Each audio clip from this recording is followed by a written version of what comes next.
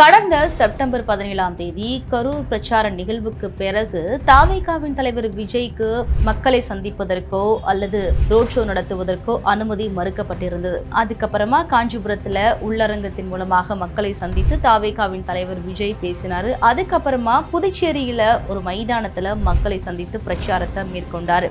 இப்போ ஈரோடு மாவட்டமான அதாவது செங்கோட்டையனோட சொந்த மாவட்டத்திற்கு வந்து மக்களை சந்திப்பதற்கு பொதுக்கூட்டம் நடத்துவதற்கு தாவேகாவின் தலைவர் விஜய்க்கு அனுமதி கொடுக்கப்பட்டிருக்கு. இந்து சமய அறநிலையத்துறைக்கு சொந்தமான ஒரு இடத்துலதான் பொதுக்கூட்டம் நடத்துவதற்கு அனுமதி கொடுக்கப்பட்டிருக்கு. இந்த இடம் எங்க இருக்கு அப்படின்னா பெருந்துறை அடுத்த விஜயமங்கலம் டோல்கேட்டுக்கு அருகில இருக்கிற சரளை அப்படிங்கிற ஒரு இடத்துலதான் இந்த இடம் அமைந்திருக்கு. இப்போ இந்த இடத்தை பயன்படுத்துறதுக்கு 5 நிபந்தனைகளையும் கொடுத்திருக்கிறாங்க.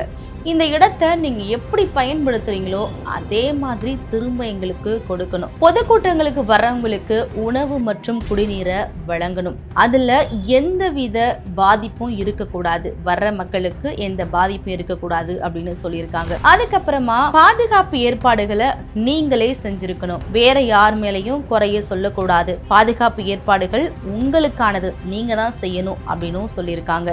ஒலிபெருக்கி மற்றும் மேடை அமைக்கும் பணிகளை காவல்துறை கிட்ட முறையா அனுமதி வாங்கி பண்ணியிருக்கணும். அது மட்டும் இல்லாம இந்த இடத்து மேல எந்த முறைகேடும் வரக்கூடாது. இது எங்களோட இடம் அப்படின்லாம் சொல்லிடக்கூடாது. எப்படி சொல்ல வராங்க அப்படின்னா இந்த இடத்த நீங்க எப்படி வாங்குனீங்களோ அதே மாதிரி எங்கள்கிட்ட கரெக்டா முறையா திரும்ப கொடுத்துடணும்னு சொல்லியிருக்காங்க. இந்த இடத்துக்கு 50,000 ரூபாய் கட்டணமும் நிர்ணயிக்கப்பட்டிருக்கு.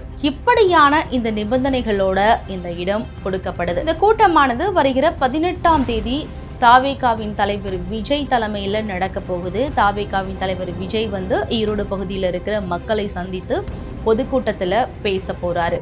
இந்த கூட்டத்திற்கு விஜய் வரும் பொழுது என்னென்ன ஏற்பாடுகள் செய்யப்பட்டிருக்கிறது, எப்படியெல்லாம் இதை நடத்த போகிறார்கள் அப்படிங்கிற ஒரு முறையான தகவலையும் காவல்துறையிட்ட முன்னமே அளிக்கப்படணும் அப்படின்னு சொல்லப்பட்டிருக்கு.